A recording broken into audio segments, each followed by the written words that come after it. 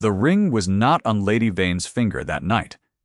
Philippa Gale noticed this the way she had learned to notice everything at Stonecroft Park. Obliquely, through the corner of her eye, while appearing to notice nothing at all.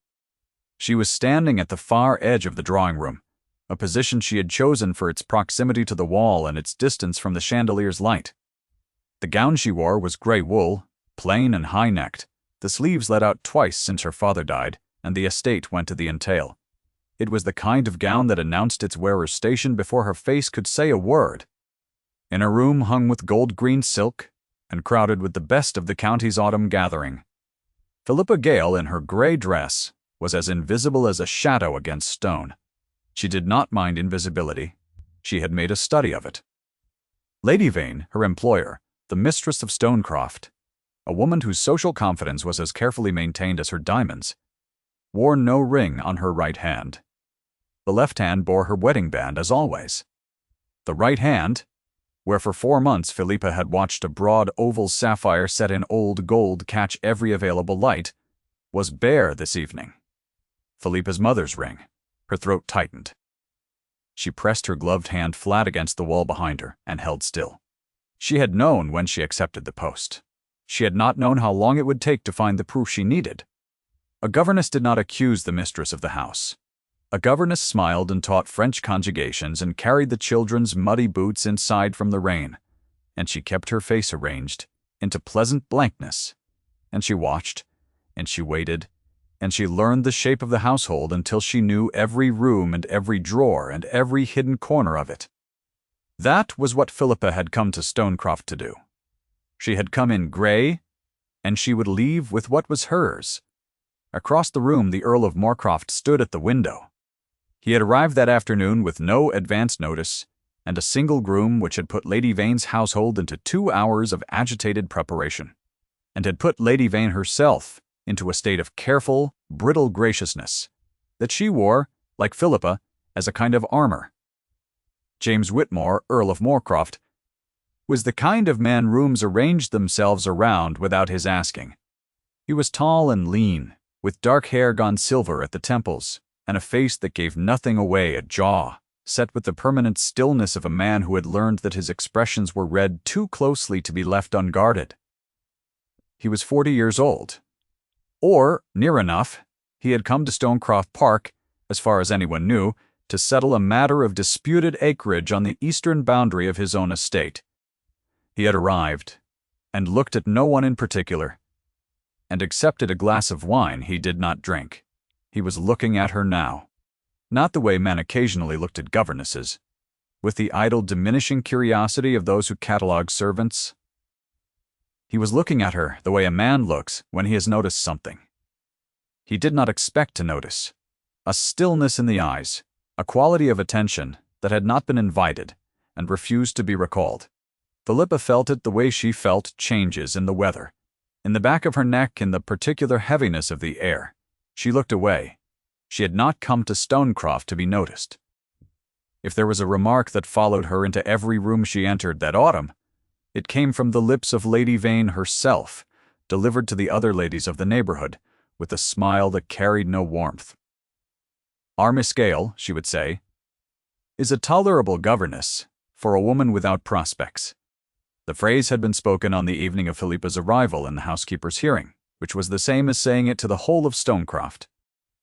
It had been said again a fortnight later, at a neighborhood card party, in the hearing of 6 guests and 2 footmen.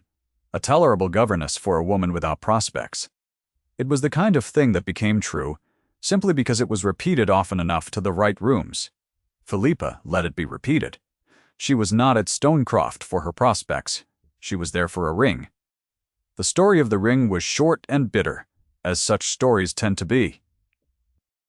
Her mother had died when Philippa was 14, leaving the oval sapphire set in old gold to her daughter by a letter that was never properly witnessed, and therefore, in the view of the solicitor who arrived to settle the estate, carried no legal weight. Her father had not disputed the ring's ownership, because he was the sort of man who trusted everything to follow its proper course. He had died 4 years later with the ring's whereabouts unknown, and the estate had gone to a cousin who did not know the ring existed and could not be asked for its return without a document that did not exist. Lady Vane had been the late Gale estate's closest neighbor. She had come to pay her condolences. She had left with several small items, all of which Philippa's father had offered and which Philippa had not known about until the inventory was done. Whether the ring had been among those items deliberately given, or whether it had been taken in the ordinary quiet way that confident women sometimes took things from households that had no one left to object, Philippa did not know. She only knew that 3 months after her father's death, she had seen a painting of Lady Vane reproduced in a Bath periodical, and had recognized her mother's ring on the woman's right hand. She had applied for the governess's post at Stonecroft within the week. Lord Moorcroft was no longer at the window.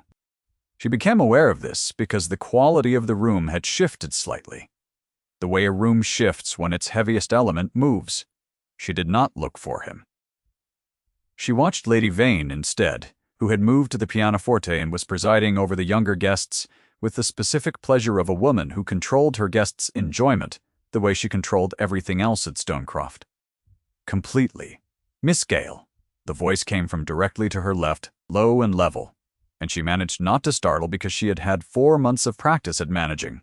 Not to startle, she turned her head. Lord Moorcroft was standing perhaps 2 feet from her.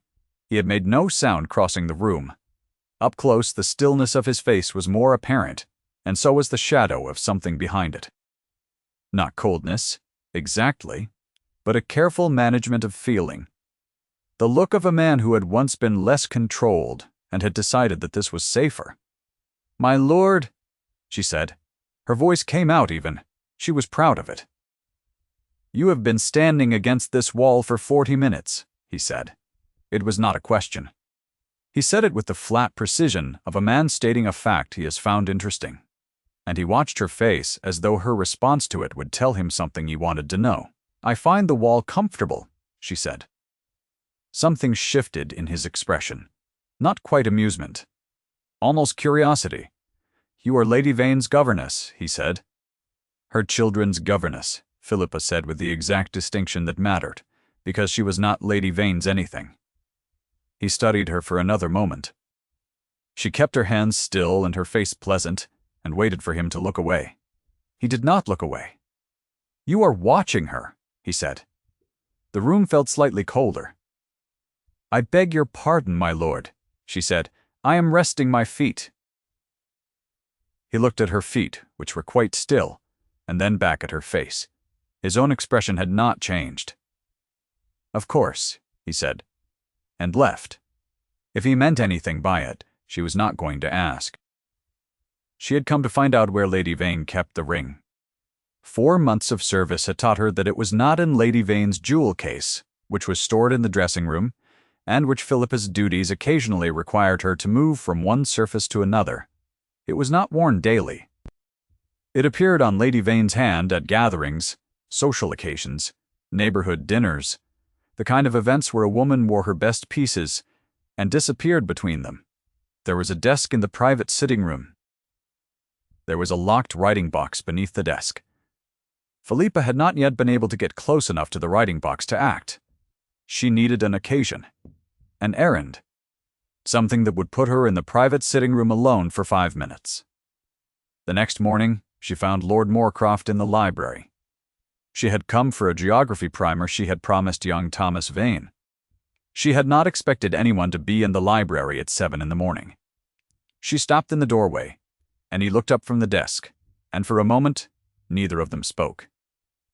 "You are up early," he said. He had been reading a letter which he folded without hurrying. "The children are also up early," Philippa said. "I need the Barrow geography, if you will excuse me." She crossed to the correct shelf because she had catalogued the library in her first week, and she knew exactly where everything was. And she took the book without looking at him. She was halfway to the door when he said quietly, "How long have you been at Stonecroft?"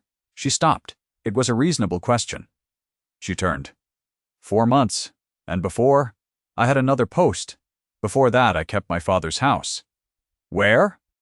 She named the county. His expression shifted barely, but she had been watching his face since the previous evening, and she caught it. "I knew the Gale family. he said slightly. "I was sorry to hear of the late Mr. Gale's death." The geography primer was a solid weight in her hands. She held it. He was a good man, she said, which was true. And which was all she was going to say about it with Lord Moorcroft, watching her from across his borrowed desk. He was, Lord Moorcroft agreed. He paused. He was reading her face again with that unsettling precision. "Miss Gale," he said, and his voice had changed slightly, had gone a half-step quieter. "Is there something in this house you need?" It was not the question she had expected. She did not allow herself to react to it. "A geography primer," she said. "Which I have." And she left. She stood in the corridor for 15 seconds afterward, with her back against the wall and her heart beating too quickly, and the primer pressed against her chest like a shield. He knew. Not the specifics, not what she was looking for or why, but he had seen something in her. In 4 months of careful invisibility, in a face she had schooled since she was 14, he had seen something she had not meant to show. She needed to move faster. It was 2 days later that the witnessing happened, and Philippa did not know about it until afterward. She had been in the schoolroom with Thomas and Clara, when Thomas, who was 7, and inclined to believe that every lesson could be defeated by a sufficiently dramatic distraction, had knocked his ink bottle from the table and then burst into tears. Not at the mess of it, but at the arithmetic underneath, which he had been working at for 20 minutes, and which still made no sense to him. Clara had fetched the cloth from the cupboard with the matter-of-fact efficiency of a 6-year-old who has learned that her brother's tears are best treated practically. Philippa had sat beside Thomas on the bench, not across from him at the teacher's distance, and had taken his hands in hers and told him that arithmetic was a language exactly like French, and that he already spoke 2 languages without noticing, and that a 3rd one would come the same way, which was slowly and then all at once, and that what he needed was a different way into the problem. She had spent an hour with him, then building the numbers out of objects. Ink, bottles, and candles, and Latin primers. The physical reality of counting things that were present in the room, until the abstraction resolved into something he could hold. He had solved 3 problems correctly by 11 o'clock, and had looked at her with the expression of someone who has been given back something they thought was lost. She had not known Lord Moorcroft was in the corridor. She had not known the schoolroom door was open. She found out 3 days later when the housemaid who carried the nursery trays told her with the particular relish of a housemaid who has been asked to pass along information and finds the task both important and slightly mysterious, that his lordship had asked which of the Stonecroft staff had been with the Vane children longest. He had asked specifically about the governess. Philippa had thanked the housemaid and folded this information away. She was not sure what to do with it yet. Lady Vane's sitting room was accessible on Wednesday mornings, when its mistress made her weekly calls on the neighborhood. The housekeeper was occupied with the laundry accounts. The nursery maid could be trusted to watch Thomas and Clara for 40 minutes. The errand Philippa had constructed was a reasonable one. She had been asked months ago to repair the embroidery on a fire screen in the sitting room, and she had not yet done it. She presented herself at the sitting room door at 10 o'clock on a Wednesday with her embroidery basket and a pleasant expression. The sitting room was empty. Lady Vane had been gone 20 minutes. She set up the fire screen with genuine efficiency because she actually did have embroidery to do, and she made herself sit with it for 10 minutes in case anyone should look in before she rose and crossed to the desk. The writing box was there, beneath it, exactly where she had observed it from the doorway, on 2 separate occasions over the past 3 months. It was locked as expected with a small brass mechanism of the sort that could be opened by a hairpin in 30 seconds if you had practiced, which Philippa had, using the locked box in her own small room, until the movement was fluent and swift. She had the box open in 22 seconds. The ring was not in it. Her hands went still over the contents. She looked at the interior of the box. Letters, a folded document, a small folded paper with her father's name on it, in what she recognized with a shock that ran from her throat to her heels as her mother's handwriting. She did not take it. She breathed. There was a seal she did not recognize on a separate letter, the wax dark and official, and no ring. No ring anywhere in the box. She closed it, relocked it with the same 22 seconds of careful motion, returned to the fire screen, and sat down. She breathed again, slowly, pressing her feet flat against the floor. Very well. She had found other things. She had found a paper with her father's name in her mother's handwriting, which meant something she could not yet determine. She had found a sealed letter from an unknown party. She had found no ring, which meant the ring was not in the box, which meant it was somewhere else in this house, or on Lady Vane's body, or in a place she had not yet located. She would need to look again. She would need a different occasion. She stayed with the fire screen for 25 more minutes, embroidering a rose that was slightly uneven because her hands were not entirely steady, and then she packed her basket and returned to the children. It was at dinner that evening that Lord Moorcroft did the first thing she had not anticipated. The dinner was a small one, with Lady Vane, Lord Moorcroft, 2 neighborhood couples, and an elderly baronet whose hearing was poor.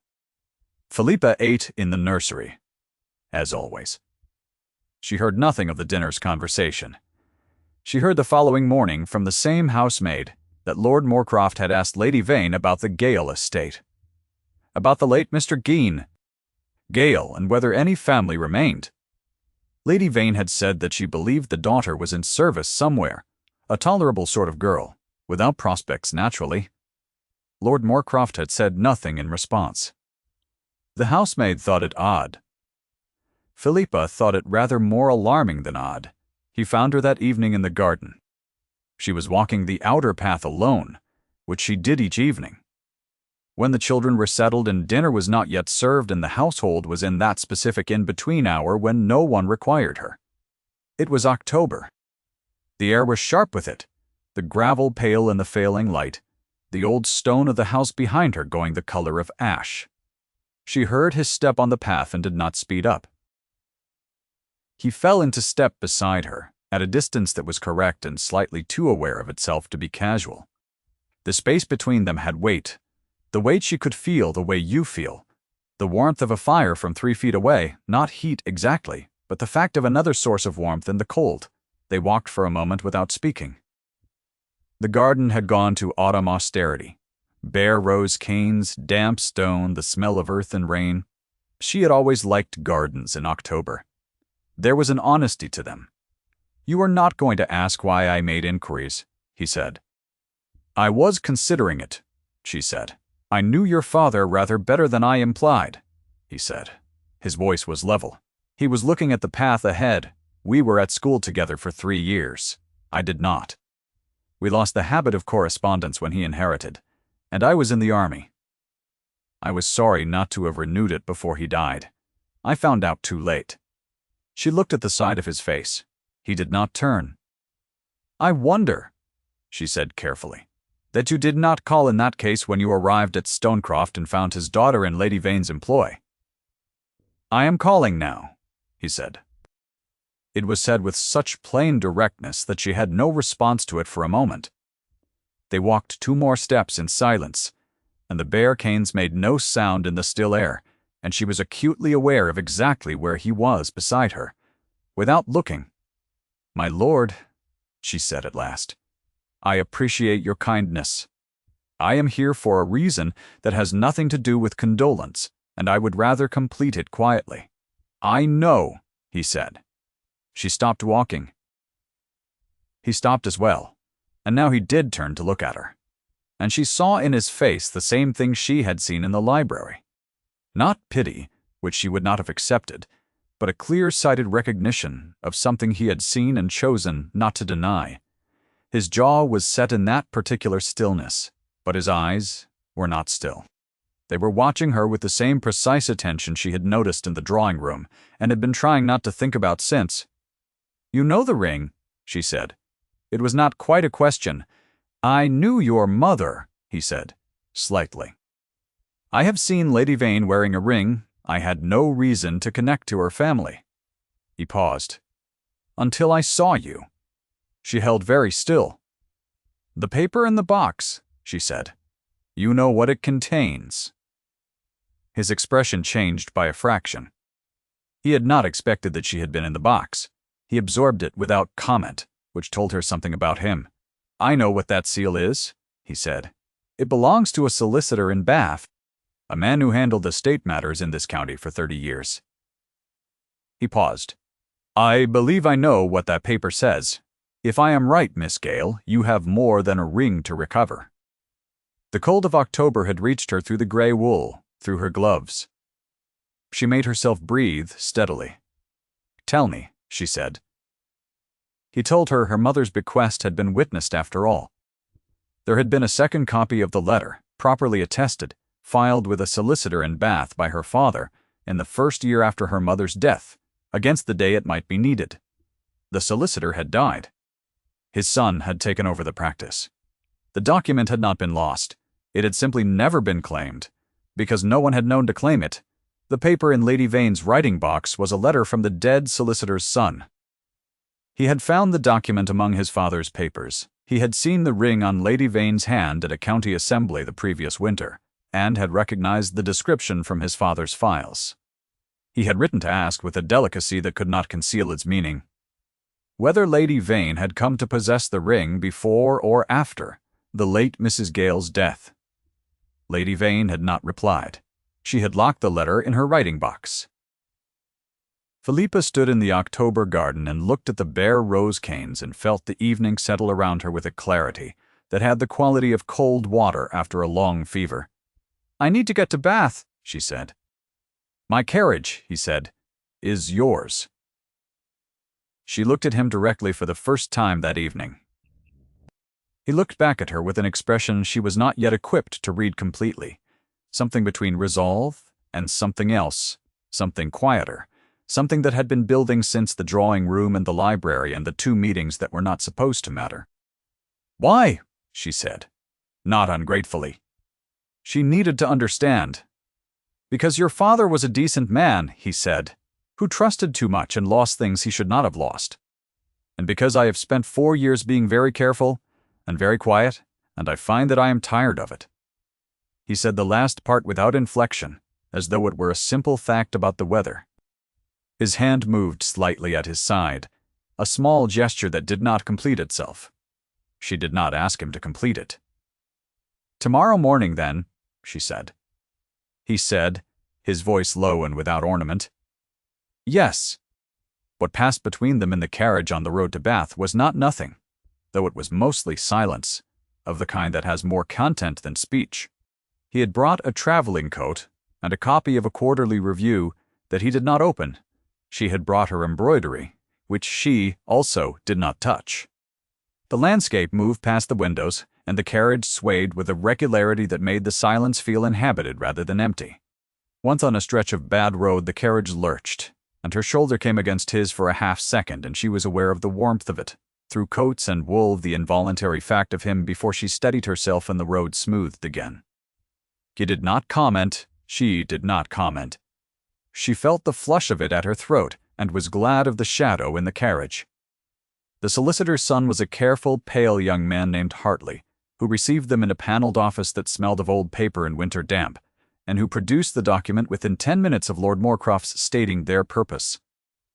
It was her mother's letter, properly attested, signed by 2 witnesses whose names Philippa did not know, witnessed before her mother died, and filed with the first Hartley, with the specific instruction that it be kept against dispute.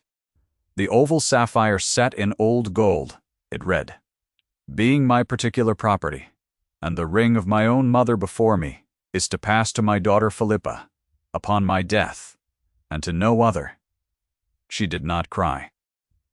She read the letter twice, and she thanked Hartley, and she looked at Lord Moorcroft across the narrow room and said, with perfect steadiness, "I think we must return to Stonecroft." He said, "Yes." The return journey felt shorter than the journey out, which she knew was not true, but which was true in the way that matters, the way that time contracts, when the thing you have been waiting for has finally begun. She held the copy of the document that Hartley had made for her, and she looked at it occasionally and did not look at Lord Moorcroft. And he sat across from her and looked at the passing countryside with an expression she was learning the edges of. They were back at Stonecroft Park by early afternoon. Lady Vane received them in the drawing room. She was not alone. 2 neighbors were calling, seated with tea on the good sofa, and there was a footman by the fire. Lady Vane looked at the document in Philippa's hand. She looked at Lord Moorcroft standing in the doorway behind her. Her expression did not change, which was its own kind of answer. "This is," Lady Vane began, in the tone of a woman whose social confidence had never been successfully challenged. "A witness bequest," Lord Moorcroft said from the doorway. His voice was entirely level. "Legas Proft, of Miss Gale's late mother's ring. I believe you know. The document's contents, I believe you have been in correspondence with the solicitor who holds it." The room was very quiet. The footman by the fire had gone perfectly still. The 2 neighbors on the sofa had ceased all pretense of their tea. Lady Vane looked at Philippa. "A governess," she said, with the specific weight she gave the word, the weight she had been giving it since the first evening. "Coming into my house, a tolerable creature for a woman with nothing." Philippa held the document. Lord Moorcroft stepped into the room. He did not raise his voice. He crossed to where Lady Vane stood in 3 deliberate strides that the whole room registered, and said quietly, and with the authority of a man who has made his decision and will not be persuaded out of it, "That will do, Lady Vane." Lady Vane's hand tightened on her fan. The room held its breath. "Miss Gale is a gentlewoman of this county," Lord Moorcroft said, "whose family you knew, whose father you visited, and whose mother's property you have held for a considerable time without return. She has the document. You have the ring. The exchange is a simple one." Lady Vane looked at him for a long moment. Whatever she saw in his face, it was sufficient. Then she reached to her right hand, where the ring sat, after all, on her finger today, as it had not been at the gathering, worn perhaps because she knew what this morning's errand to Bath had meant. And she removed it, and she placed it on the small table beside her with a faint sound of finality. Philippa crossed the room. She picked up the ring. It was warm from Lady Vane's hand, which was the only wrong thing about it. She closed her fingers around the oval sapphire, and felt the familiar shape of the setting, the small catch of the gold band against the crease of her glove, and she held it. "Thank you," she said, because she had been raised to say it. There were letters after that, letters to the solicitor, letters to the family cousin who had inherited the estate, and who was surprised to learn about the ring and cooperative once he understood the document. There was a question of the other items Lady Vane had taken from the Gale household on her condolence call, whether Philippa wished to pursue them, and the answer was no. She did not. The ring was what she had come for, and the ring was in her possession, and she was not the sort of woman who mistook justice for acquisition. She gave her notice on the Friday. She was honest about her reasons. The matter she had come to resolve was resolved, and she was no longer required. Lady Vane received this with the expression of a woman who has been told something she expected, and found it no more pleasant for the prediction. She did not fight it. She did say once more as Philippa left the sitting room for the final time, "A governess in grey," Lady Vane said. "I ought to have known from the first." Philippa thought that was probably true. She was packing her room on Saturday morning, when Lord Moorcroft knocked. She had known he was still at Stonecroft. She had been aware of him the way she had been aware of him since the drawing room, as a presence in the house that altered the texture of the air, a weight on the other side of every wall she passed. She had not sought him out after the drawing room scene. She had not expected him to seek her out now. He stood in the doorway of the small room at the end of the servants' corridor, and looked at her open trunk and her carefully folded gray gowns, and said nothing for a moment. The room was very small. With him in the doorway, the small quality of it became acute. "Where will you go?" he said. "Back to the county," she said. She was placing the geography primer on top of the gowns. Thomas Vane had given it to her as a leaving gift solemnly and with both hands, and she was not going to explain to Lord Moorcroft how much that had meant to her. "There is a post available with the vicar's family. I have written to inquire." "Another grey room," he said. She looked up. He was watching her with the expression she had come to know. the one that gave very little away and could not quite manage to give away nothing. There was something in it she had not let herself name, across the past 3 weeks of letters and carriages and solicitors' offices, because she was a governess and he was an earl. And the distance between those two things was the kind the world enforced efficiently. "It is what I am," she said. "A governess. For the present?" "The present," he repeated.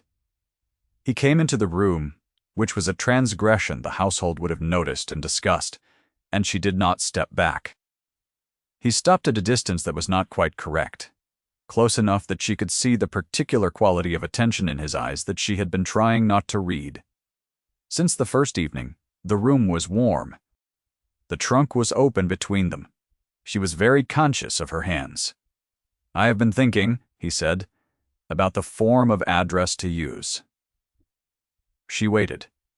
"Miss Gale seems too formal," he said, "given the circumstances. And I find that I want your permission before I use your first name." Her heart was doing something unreliable. She kept her face arranged. "You do not require my permission, my lord. You outrank me considerably." "I am aware of my rank," he said, with a precision that was almost dry. "I am asking for your permission, regardless." There was a pause. She looked at him steadily, and he looked back, and neither of them looked away, and she felt, in the warmth of that held look, the full weight of everything the past 3 weeks had built between them, the carriage and the shoulder, and the garden, and the silence that had more content than speech. She had not been trying to build anything. She was not sure he had been either. "Some things accrue without permission, Philippa," she said. He said her name, then, quietly, and it was a different thing in his voice than it had been in her own. She heard what it was. She heard what he had been managing, carefully, for 3 weeks. "I have an estate that is considerably too large for one man," he said. "I have a son who is 8 years old, and who has had 3 governesses in 2 years, and has driven all of them to neighboring counties. I have a portrait in the study of a woman who died 4 years ago, which I have not had moved, because I did not know what else to do with my grief, and which I should perhaps move to the gallery, where it properly belongs, and allow the study to be a study again." He stopped. He looked at her with the careful management gone from his face entirely, and she saw what was underneath. Not coldness, not reserve, but a man who had been very quiet for a long time, and was choosing now to stop. "Are you asking me something, my lord?" she said. "James," he said. "And yes, I am asking you something. If you have come this far with Philippa, stay a moment longer." What she said next changed everything, and you will want to hear the ending she had not planned on. She said, "You should ask it plainly. Then I am not good at hints." He almost smiled. It was the nearest she had seen to it, a slight movement at the corner of his mouth. There and gone. "Plainly," he said, "I would like you to come to Moorcroft. I would like you to be its mistress. I would like to introduce you to my son, whose name is Edmund, and who has a serious face and a good heart, which I believe you will understand." He paused. "I am not offering a post. I am asking whether you will have me." The ring was in her pocket, small and oval and warm against her hip. She had come to Stonecroft in grey for one thing, and she was leaving with it. And she had not planned for this, had not let herself look for it, had trained herself since her mother died to take only what was real and provable and already present. This was real. She could see it in his face, in the steadiness with which he was watching her, in the small, precise tension at his jaw that was not coldness, but waiting. "Edmund will not want another governess," she said. "He will have driven off enough of them." "No," James said. "He will have a stepmother, which is a different office, and I believe he is ready for one, whether he knows it or not." She held out her hand. Not gloved. Sand. She had been packing, and the gray gloves were already in the trunk. He looked at her bare hand for a moment, and then he took it. The warmth of his grip, precise and present and deliberate, and he did not look away from her face. "Then yes," she said. "Plainly." "Yes." His hand tightened on hers. once, and then he released it with the restraint she had come to recognize as his particular dialect of feeling. And she let herself breathe for the first time in 3 weeks, with something other than effort. The wedding was a small one, at the Moorcroft Chapel in late November, attended by a vicar who had known James since boyhood and seemed genuinely pleased, a solicitor named Hartley, who had driven up from Bath for the occasion and seemed both pleased and slightly relieved, and Edmund Whitmore, who was 8 years old, and stood beside his father with an expression of considered evaluation that broke into something unguarded when Philippa met his eyes and held them, without looking away. Edmund had a serious face. She had been told this. She had not been told that behind the seriousness was an attention she recognized, the attention of a child who has learned to watch carefully because the world has not always been predictable. She met his eyes, and she did not look away. And she saw the moment when he decided. He decided she would do. Lady Moorcroft, as Philippa became on that late November morning, moved the portrait to the gallery herself, the week after the wedding, with James present. He stood in the doorway of the study and watched her direct the footman, and he said nothing, and his face did something she was still learning to read, a grief held and acknowledged and placed where it properly belonged. She did not try to speak to it. She let him stand there, and she let the footman carry the portrait to the gallery under the long windows where the light was good. And when they had gone, she came to stand beside him, and she did not say anything either, and they stood together in the emptied study for a moment that had in it all the weight of what had not been spoken and did not need to be. She put the ring in the gallery as well, not on the portrait, which would have been theatrical. On the mantelpiece beneath it, in a small dish, where the sapphire caught the winter light through the long windows.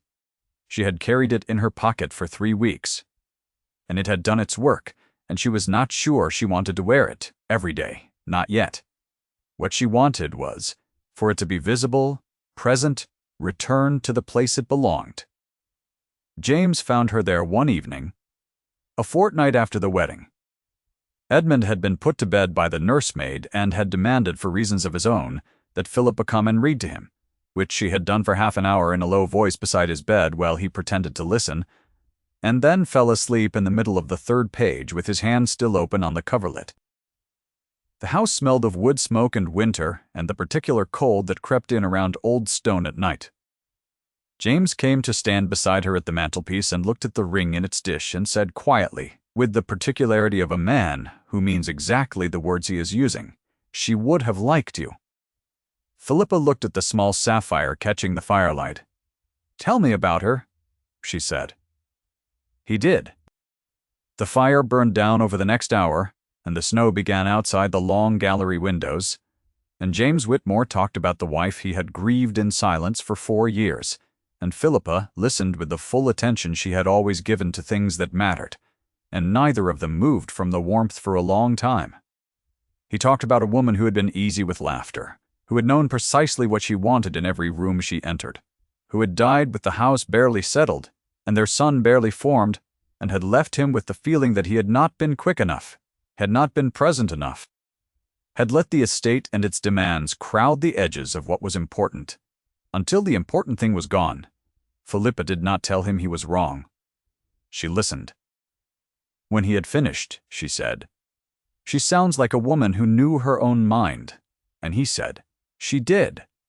And there was something in his voice that was grief and gratitude at once, the specific sound of a man who has finally told something to someone who will hold it properly. The ring glowed in its dish on the mantelpiece, small and oval and blue as a winter morning. Edmund's voice came from the corridor, not quite sleepy, calling her name with the particular casualness of a child who has recently decided that someone can be called. She looked at James. He looked at her. He had the expression she had been learning, the one that was not quite a smile but was something better. The expression of a man who has stopped being careful and found that the world has not fallen in. She went to Edmund. It had come home.